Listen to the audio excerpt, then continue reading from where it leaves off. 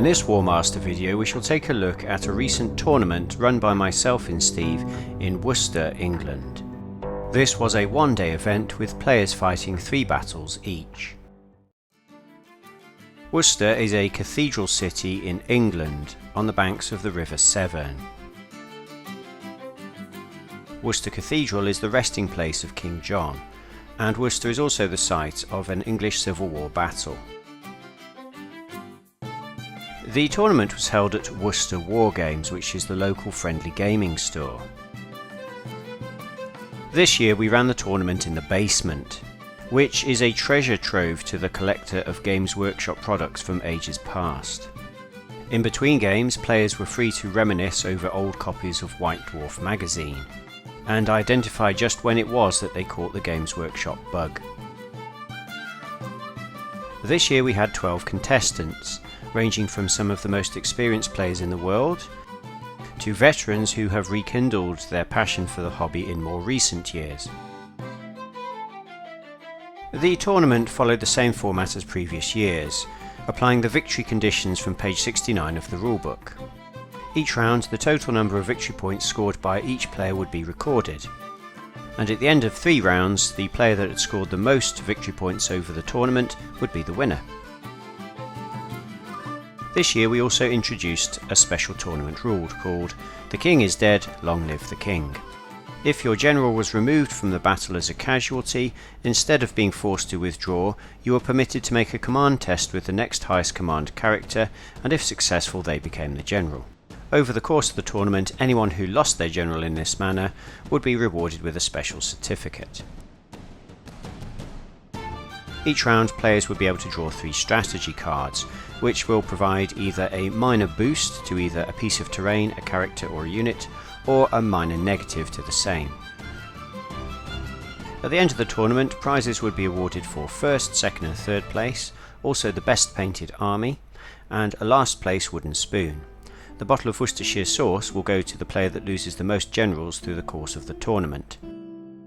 Prize support was also provided by Cromarty Forge, with a full 2,000 point army being awarded to the winner. Much of the scenery was also 3D printed from Cromarty Forge, and painted for the tournament especially by the Worcester Wargames owner.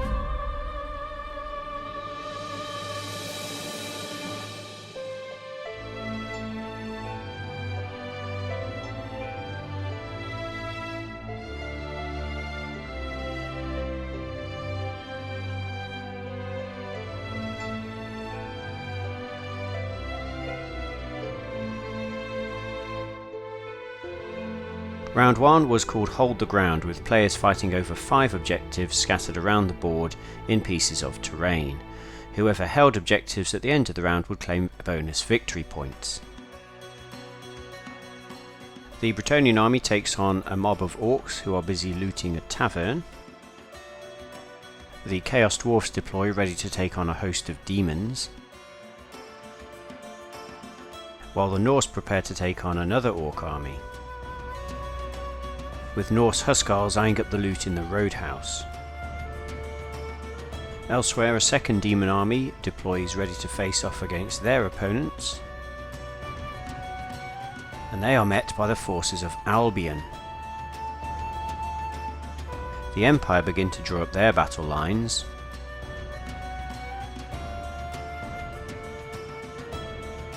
and a third orc army marches onto the battlefield to take them on.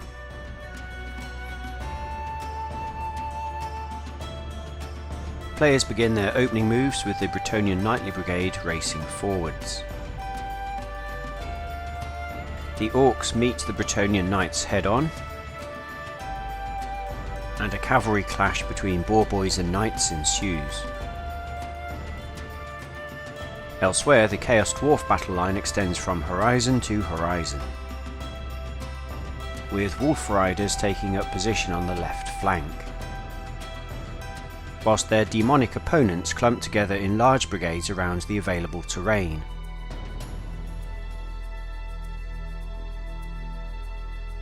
In the clash between the Orcs and the Norse, a huge brigade of trolls lumbers forwards to the centre of the battlefield. The Norse begin to counter this threat, but are unnerved by a giant lurking on their left flank.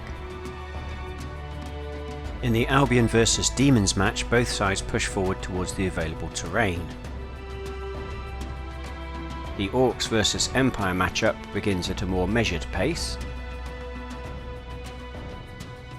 whilst the Bretonnian cavalry continue their full-on blitz against the Orc lines. Glasses are removed as the Chaos Dwarfs and Demons prepare to get up close and personal, whilst in the Orcs vs Norse game, a surprise flank attack by Valkyries is met by the lumbering giant. The Demons vs Albion game progresses cautiously, and on a distant table the forces of Chaos are confronted by another Albion army. An Empire steam tank starts to chug down the road towards the Orc centre, whilst in the cavalry clash between Bretonnians and Orcs on another table, the Bretonnian general mounted on a hippogriff proves too much for the boar boys to handle.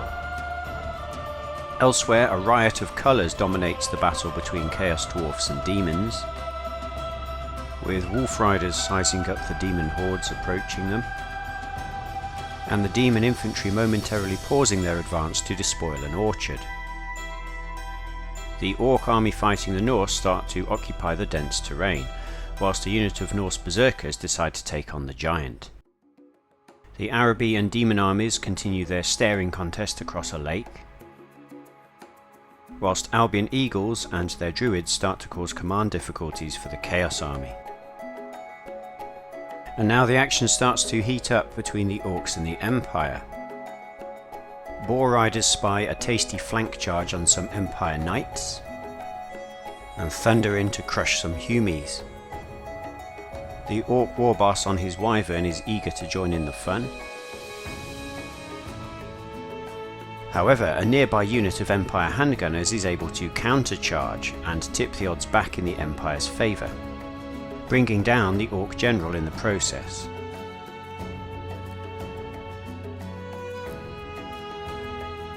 On a faraway battlefield, more Orc boar boys suffer at the sharp end of Bretonnian lances, whereas hobgoblins meet with better success for the Chaos Dwarfs and catch the demon cavalry in a pincer movement.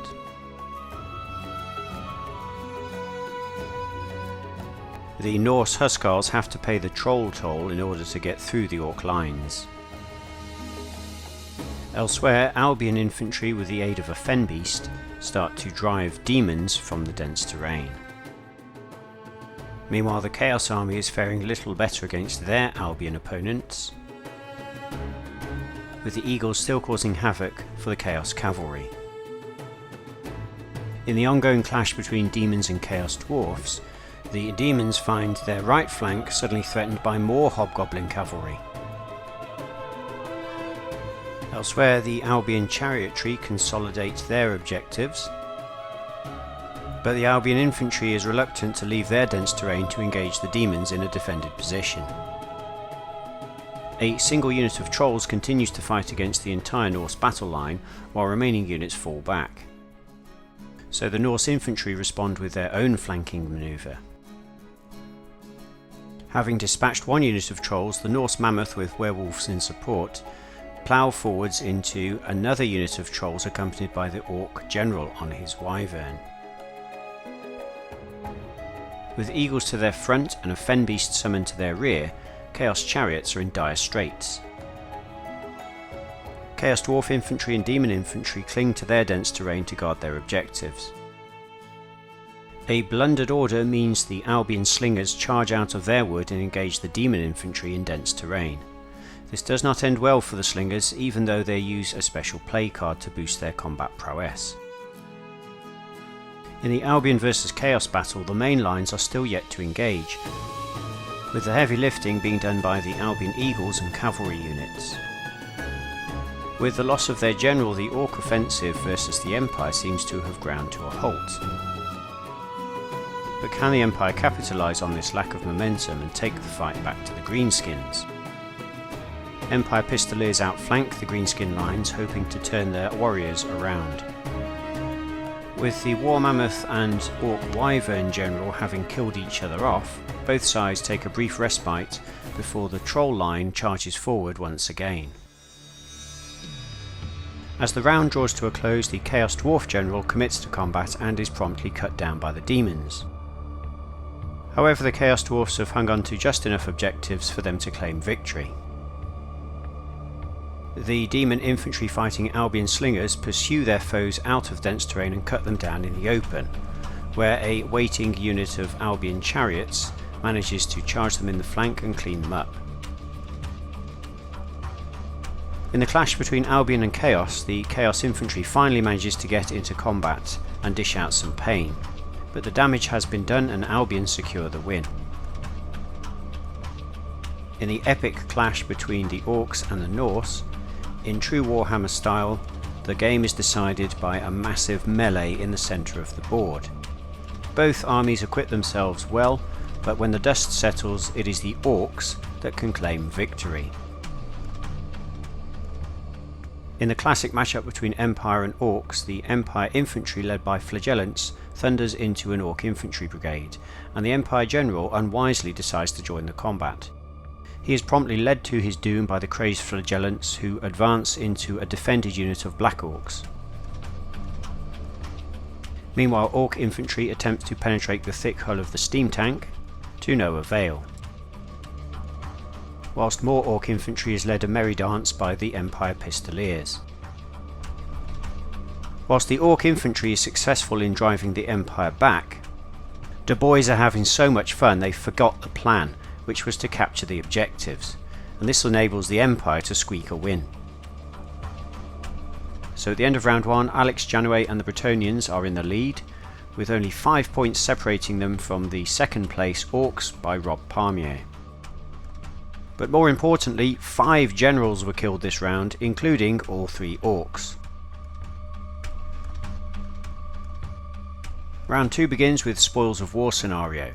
There are once again 5 objectives on the board, each worth additional victory points, but these objectives can be picked up and carried by units.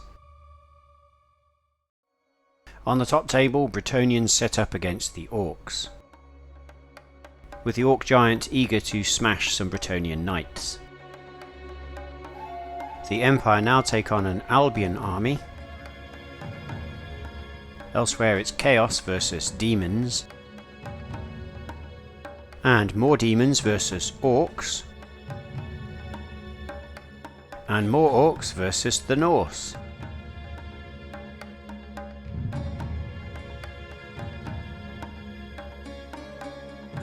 With the Chaos Dwarfs facing off against Albion.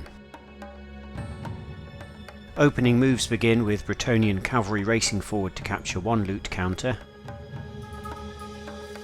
whilst Goblin Wolf Riders repeat the performance on the opposite side of the board.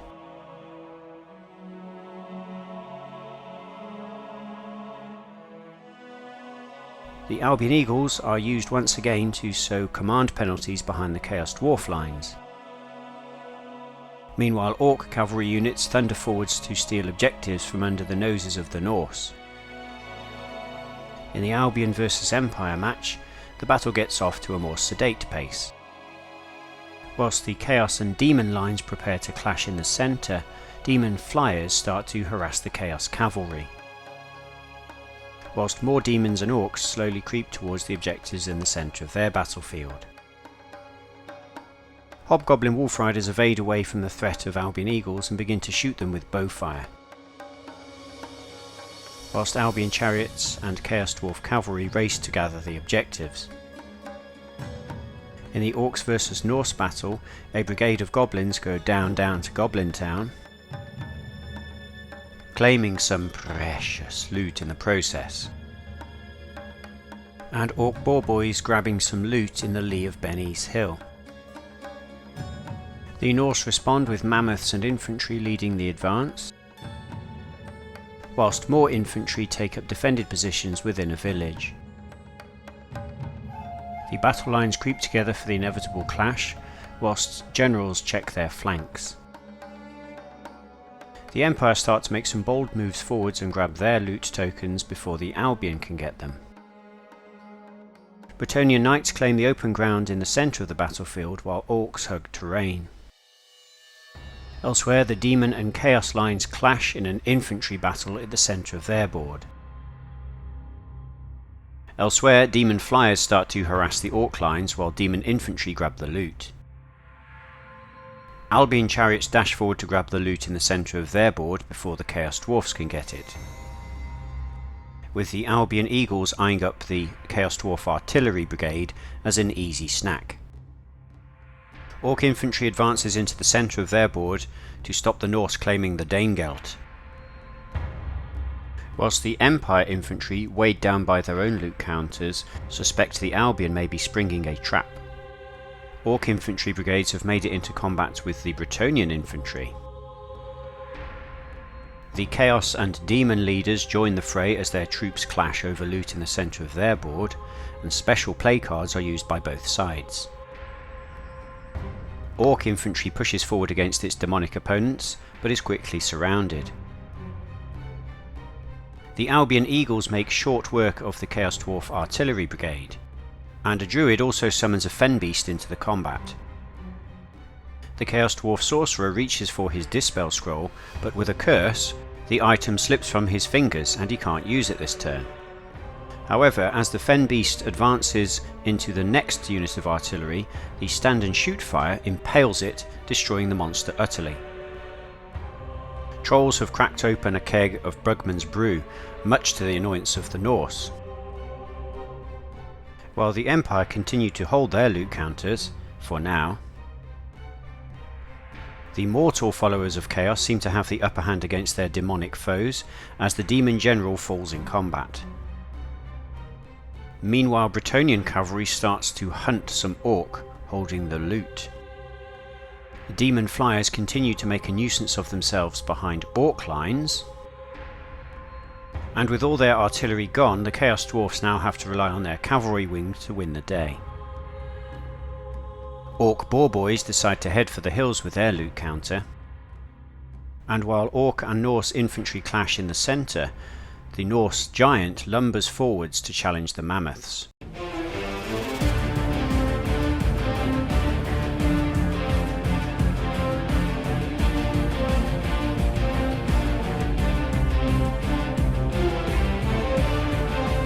As this Battle of the Titans dominates the centre of the board, elsewhere Norse Valkyries land behind Orc infantry to kill them and claim their loot. Albion and Empire infantry clash over loot in the central marsh. Meanwhile, Pistoliers grab their loot and reposition, with the Empire infantry wisely retreating back to the safety of terrain to avoid the Albion chariots. But the Empire Knights are not so lucky and get charged in the flank. The Albion Druids summon a Fen Beast, which challenges the steam tank.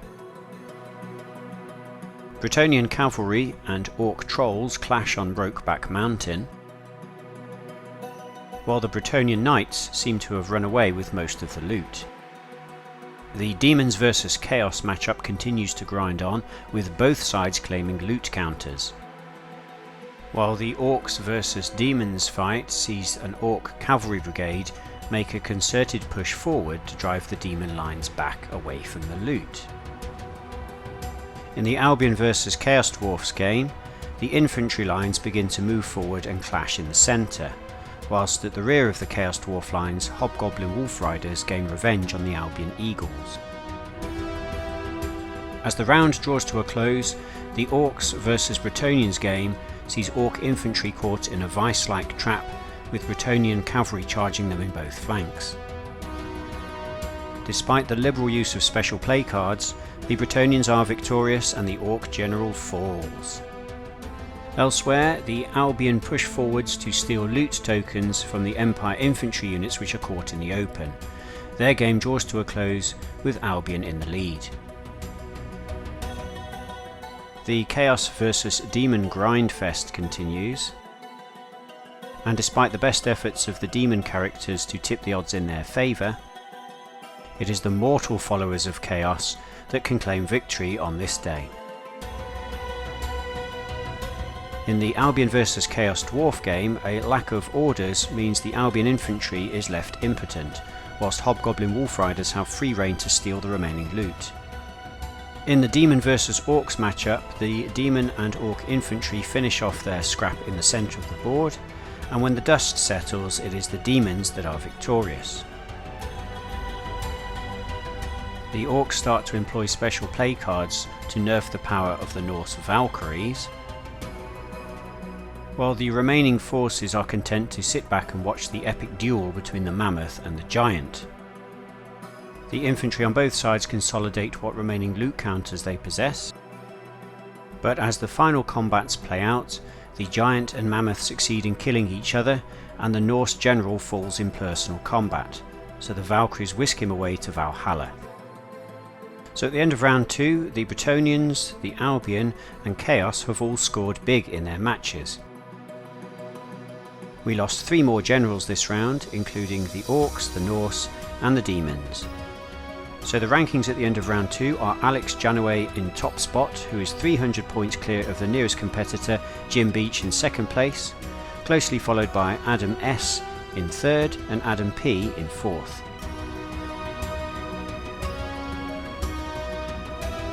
In the final round we play Blood and Glory, which is a straight up battle, but any unit killed by your general gives you double victory points. On the top table, the Albion set up against the Bretonnians. Table 2 sees Orcs take on the Chaos Army. Table 3 is Albion vs Orcs. Table 4 is Empire vs Norse. Table 5 is Demons vs Chaos Dwarfs. And Table 6 is Demons vs Orcs. Albion begin their opening moves against the Bretonnians with infantry occupying defendable terrain. The Chaos and Orc armies begin their advance towards each other, but a blundered order sees the Chaos Trolls suffering a command penalty. The Albion vs Orcs game sees Albion Eagles doing what they do best, whilst the Empire army makes a bold push forward towards the Norse lines. Demons vs Chaos Dwarfs is another colourful affair, whilst Orcs vs Demons promises a great deal of close combat. Bretonnian light cavalry begins a flanking manoeuvre against the Albion infantry, while the Orcs make a bold push forward with their giant against the Chaos army. Another Orc army turns its infantry line around to deal with the Albion Eagles. The Norse battle line prepares itself for an Empire knightly charge, but the Empire army suffers an early setback when a blundered order to the steam tank results in it self-destructing. With their right flank unguarded, the Empire army is now vulnerable. In the Demons vs Chaos Dwarf matchup, Flyers and Wolf Riders harass each other, while the Demons advance against the Orcs in waves, ready for close combat. On the top table, Albion Chariots begin a wide flanking manoeuvre to threaten the Bretonnian Knights. In the Chaos vs Orcs game, the majority of the Orc infantry advances slowly. However, the lone giant goes wild and makes a long distance charge into waiting Chaos Warriors. Not wishing to be left out, the Orc general duly obliges by joining the fray. The Albion press their advantage against the Orcs, who have failed to advance due to the Eagles. 2 units of Empire Knights make a brave if somewhat foolish charge into the Norse lines, and with Orcs vs Demons, the cavalry lines clash in the centre of the board. The Orc Giant plus General on Wyvern find themselves flank charged by vengeful Chaos Warriors. The Greenskin leader is cut down and another Orc has to take over. Norse Berserkers pounce out of cover to begin a flanking manoeuvre on the Empire infantry,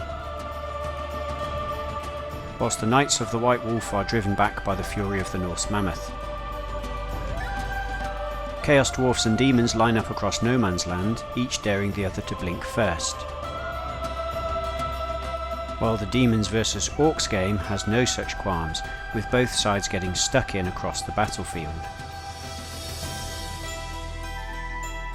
The Orc infantry managed to deal with one unit of Albion Eagles, but there's still a second unit on their left flank causing havoc. Chaos vs Orcs sees both sides threatening each other and a big scrap developing around a wood on the far flank. Meanwhile, some action has developed in the Chaos Dwarf vs Demon match around a village. On the top table there is a shocking turn of events. Jim Beach pulls the Beach Manoeuvre, charging 4 units of Albion Chariots into 4 units of Bretonnian Knights, and dropping Eagles in behind the combat. With the addition of all available characters in the combat, this is sufficient to push the beleaguered Knights back into the waiting Eagles, where they are forced to retreat. This causes the Bretonnian army to withdraw as it has reached its breakpoint. With this early exit from round 3 for the favourite, the field is now wide open for any player on table 2 to snatch victory. The Albion general wisely homes his Eagles back out of danger, leaving the Orc lines somewhat disordered. A Norse Mammoth has made it into the Empire infantry lines in the centre of their board, as characters from both sides add their prowess to the combats, hoping to tip the balance.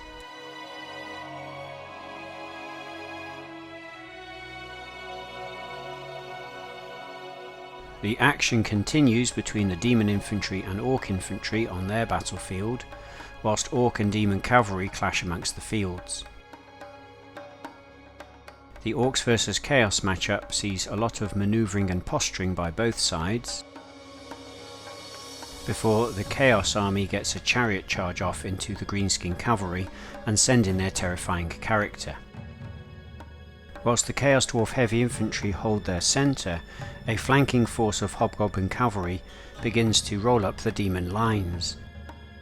Demons and Orcs continue their bloody struggle amongst the woods, with the Demons making good use of terror-causing characters,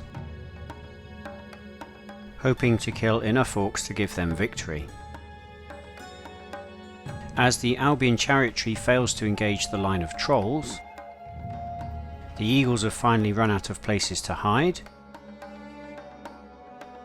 and a Chariot Brigade finds themselves flank charged out of cover by Orc Infantry.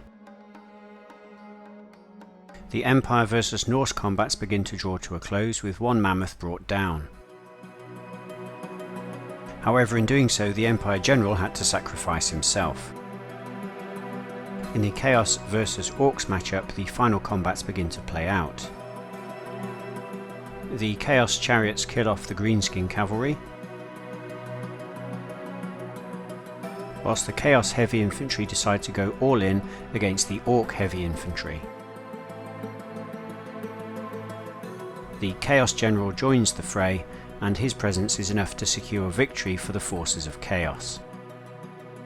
At the end of the third round, all players handed in their scores, and we totalled the final results.